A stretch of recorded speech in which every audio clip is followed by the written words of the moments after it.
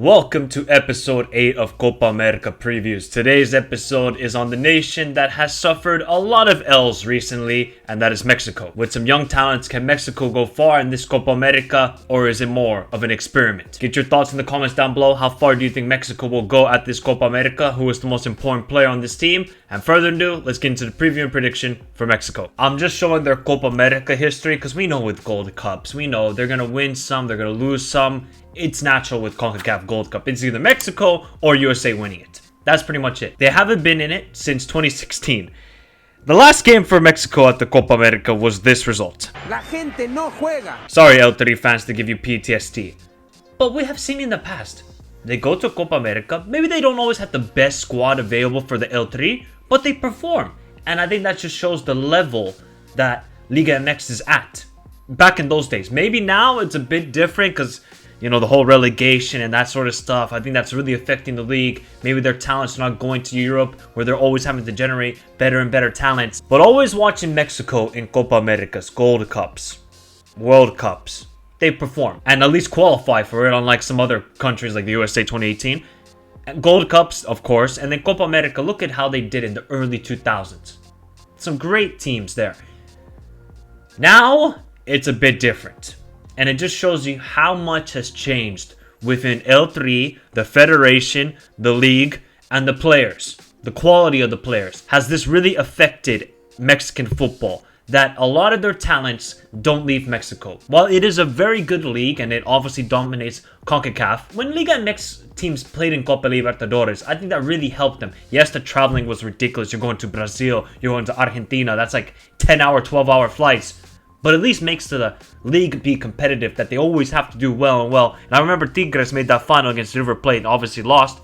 But just shows that there is a lot of talent within Mexico. The shackles need to be released. Let the players go to Europe and let them express themselves. That's why I rate Santi Jimenez. Alright, adios. I'll go to Feyenoord. I'm going to bet on myself and we see how Santi is doing. And I think a lot of Mexican players need to do that. But they need to make the correct move. You can't just go to an Arsenal or Barcelona or this. Sometimes you got to start small. Sometimes you got to start in the Eredivisie. You got to prove yourself. If you want to make a move to one of the top teams in the world, you got to perform. And sometimes I feel like the Mexican players, they go to Europe and then that's it. They're cool. That's it. They don't have the motivation to go to the next step and the next step. That's why you got to give credit to Chucky Lozano. Even though Chucky right now is not in the greatest of form and he didn't even get selected, we're going to talk about it. At least he backed himself to go to PSV, then PSV to Napoli, and he won the league with Napoli. Yes, he might have not been an important part to it, but more Mexican players need to do that. But when we talk about recent results, lost to Qatar. USA 3-0, USA 2-0, Colombia friendly with mostly Liga MX players, Honduras 2-0, which was a terrible. That away performance was one of the worst performances I have ever seen from El Tri. No ball movement, just getting absolutely just outworked. Outworked by a Honduras side that are not even good. They're not. The game in the Estadio Azteca was just insanity as well. Insanity, there was a lot of controversy, that sort of stuff. But Mexico, they should have scored 10 goals that night. I don't know how they didn't score more. But these results, they're getting some decent results. All right, draw with Germany 2-2 under Julian Nagelsmann. But then they have other results like drawing 3-3 with Uzbekistan, 2-2 with Australia. This is not a consistent team. And obviously they're going to have a lot of games in the USA because of obviously the marketing. And it generates a lot of revenue for the federation. I get it. But do these results scream to you that yes, Mexico can perform at this Copa America? It's a bit, I don't know. I really don't, because you can see results in the past. Mexico had a terrible preparation heading into that 2014 World Cup where they had to go through the playoff and beat New Zealand. And what did they do? I thought they played some excellent football during that World Cup and really got unfortunate with that round of 16 game. I feel like they can just turn it around. That 2-0 performance against the USA in the Nations League, again, they were just outplayed. Now we have gone to the point with this rivalry between the USA and Mexico where USA are simply the better football team. They can outwork Mexico, win on set pieces. Now, USA are playing football and beating Mexico playing football. Now, that is a worrying sign if I'm an El Tri fan. That's when you know it's gone to this bad to, oh, we are sinking. We are sinking like the Titanic and things need to change. Well, With the squad that was announced, maybe some changes are on the horizon, but is it a little bit too little, too late? So Jimmy Lozano is in a bit of a tricky situation. I feel like he wants to develop a young team. Obviously, he was the under-23 manager, won the bronze medal at the Olympics in Tokyo. I don't think he's the greatest tactically, and I think he wanted to pick a team where he builds a young squad because he understands the project is the World Cup in 2026. And to do that, it takes years and years and years of preparation. But when I was looking at some of the teams he was selecting in his first couple windows as the Mexican national team manager, it wasn't his selections.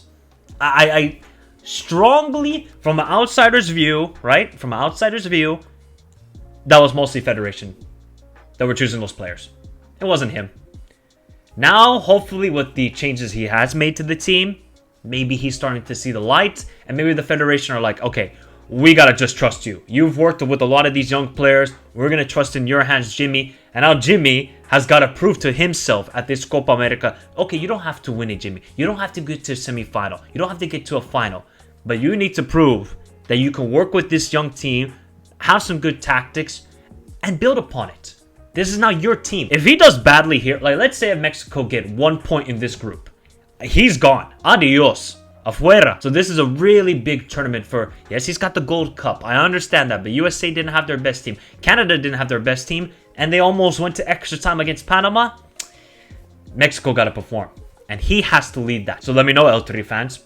If he does bad, like a group stage exit with 1 point, is he gone? Is it adios and it's another restart? Or do you say, you know what? We trust him, and we got to just go through the tough times to get to the good times. Santi Jimenez. I did do a video on Santi Jimenez a year ago called The Rise of Santi Jimenez. So go check it out on the channel. I like Santi. I think he is a very good striker. And obviously he's going to get a big move to some team in Europe this summer from Feyenoord. Maybe he's had a little bit of a slow second half of the season this year. But I still rate the guy. You give him service, he will score. He will score. Good hold-up play. Even good link-up play at times. Right foot, header, left foot of course. Santi, I think, is a complete striker. Maybe not the quickest. Maybe it's just sometimes a little bit slow with the ball. And then he's exactly what Mexico needs. None of this Henry Martin crap. No! Thank God Henry Martin did not get selected. We have seen that experiment for so long. It doesn't work. Trust in Santi. Everybody should be having now hashtags in the comments said, hashtag trust in Santi. Because this is now his time. Now he needs to show why. There's a lot of buzz around him. Why a lot of clubs in Europe are after him. You got to perform at the Copa America. Yes, you're going to go against very tough defenses in Jamaica, in Venezuela, and Ecuador. All right, Santi.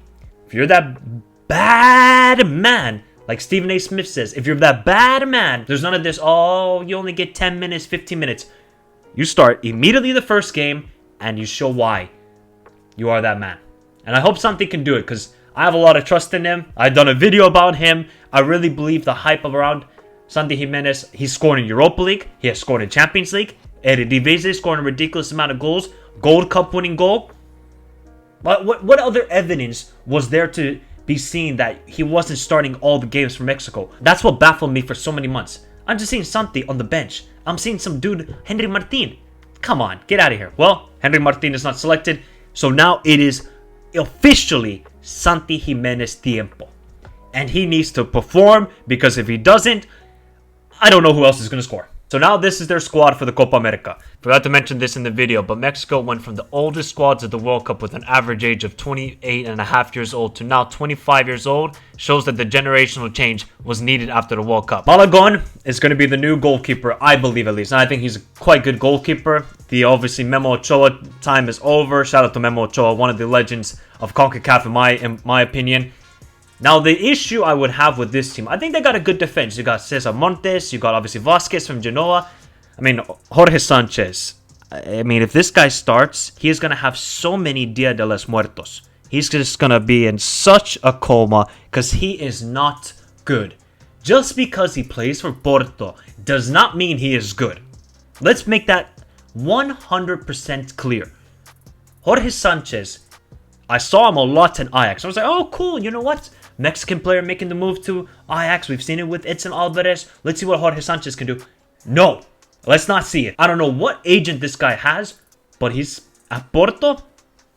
Nah, he's not that good. And Gallardo didn't even get selected either, the left back. So Arteaga, I think he's going to start now for the Mexican national team. So defensively, I'm not too worried with this team. I feel like if they want to defend, they can. But if Sanchez is starting at right back, oh my god. Dios mío, Dios mío. Alright, let's get to midfielders then. So I'm not really too worried about their midfield because I really like Edson Alvarez. Edson Alvarez is an amazing DM. I think he had a slow start at West Ham, but picked it up really good form at the second half of the season. Would you say that the midfield isn't as the quality as it used to be? Of course it's not, but do you think they can be competitive? Because we know Ecuador got a midfield. Venezuela, they got a midfield. Jamaica, not so much. I think Mexico got a better midfield than Jamaica. Okay, there's no Chucky Lozano. I understand Chucky has had a very, very difficult season with PSV. Still take the guy. He can be a super sub. That I don't understand. Yes, look, should Chucky Lozano start? No, he shouldn't. No.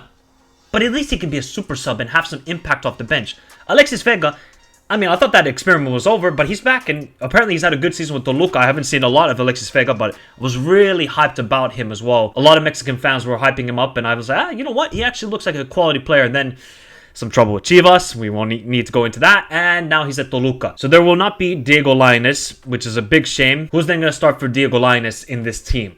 Because I think he would have been the starter. Quiñones, I mean, he's now rumored to go to Saudi Arabia. So there's a lot of issues when it comes to the attack. If you look at the attack, who's going to get you the goals, people? Who? Is it only Santi Jimenez and that's it? Is there no other threat on this team where you're like, we give him the ball, one-on-one situation, he can create magic. So who would be your starting front three? That's going to be a big question. Obviously, Santi Jimenez is a lock, but I want to know in the comments down below who will be the two other forwards that you would pair along Santi Jimenez where the winger is able to create chances for Santi Jimenez himself. That's how you're going to get the best out of Santi Jimenez. You have to build the team around him. I know it sounds ludicrous. Why you got to build around one guy? Because Santi Jimenez is that guy. So build around him. So this is tactically how Mexico set up last game against USA in the Nations League. Look at where Chucky Lozano's positioning was. Right behind Henry Martin. Why is Chucky Lozano receiving the ball in the number 10 position? Whoever it's going to be, Quiñones, anybody, whoever starts out wide, get the ball out wide to them and then allow the link-up play between him and the left back, whether it's going to be Arteaga or somebody else. That's where you're going to see the best of this Mexican team. Not that. Look at this midfield. Jimmy Lozano has to look at that and say, we need our forwards to spread the field, allow our midfielders to be the dictators. That's what I think will be the best solution for this team. And Santi Jimenez, he doesn't have to be in the build-up play. Just let him be a poacher. Let him be that goal scorer. Yes, sometimes Santi Jimenez can come and receive the ball, link-up play, and then play it out wide, and then Santi Jimenez is making those late runs into the box. But Edson Alvarez, I will say it again, is the most important player on this team. I have hyped up a lot about Santi in this video. Edson Alvarez is that guy. He deserves a hype because he is that good. Destroyer, really like him. Very dangerous on set pieces as well. Alvarez is really key. And so is Cesar Montes and Johan Vasquez. Those three as a triangle are good. And Malagon as well as goalkeeper. So I think the spine of Mexico is good. But now the problem is out wide. And that's where all the creation I think is going to come from this team. And let me know, people, what would be your starting lineup for Mexico at this Copa America? And finally, the most important question is, how far will Mexico go at this Copa America? For me, I think it's quarterfinal. And that's about it. Yes, they can get out of this group. There's no doubt. They will have home advantage for every game. Alright? It's just basically going to be playing at the Estadio Azteca without the altitude. Ecuador, going to be tough opponents. We know that. Venezuela, going to be tough opponents. We know that. Jamaica, they're used to. The last time I think they lost to Jamaica was 2007. Correct me if I'm wrong. I think it was 2007. If Mexico somehow loses to Jamaica, yeah, Jimmy Lozano should not even be allowed back in Mexico. He should be at The Hague for trial. Because you cannot lose to Jamaica in a neutral venue. If it's in Kingston, can understand that. Neutral venue, when you basically have a home crowd, inexcusable. Go straight to The Hague. Then Ecuador and Venezuela. Those are going to be the two games where, like, if Mexico can just win one of those games, they'll win this group. I think Mexico can build into the tournament. Have a little bit of a sluggish first game, but after that, get better and better and better. After all this, and we've, so much slander has been thrown at this national team, wouldn't even shock me if they make it to the semifinal. It wouldn't. But also wouldn't shock me if they go out of the group stage. Let me know your thoughts, people. What is an acceptable performance for Mexico at this Copa America? Is it a quarterfinal, semifinal, or just saying, hey, we got 4 points in the group stage. We have a young team. We're experimenting a lot, but there's a bright future at least. Thank you all for watching. There's the preview and prediction for Mexico at this Copa America. Should be an intriguing one. Can this young generation now take the next step? Remember to subscribe to the channel if you're new around here. Hit the like button. We have a lot of content coming through about the Copa America because next up is Group C previews and the first team is the USA. So have a beautiful day. Stay safe in this crazy world. Until next time, adios.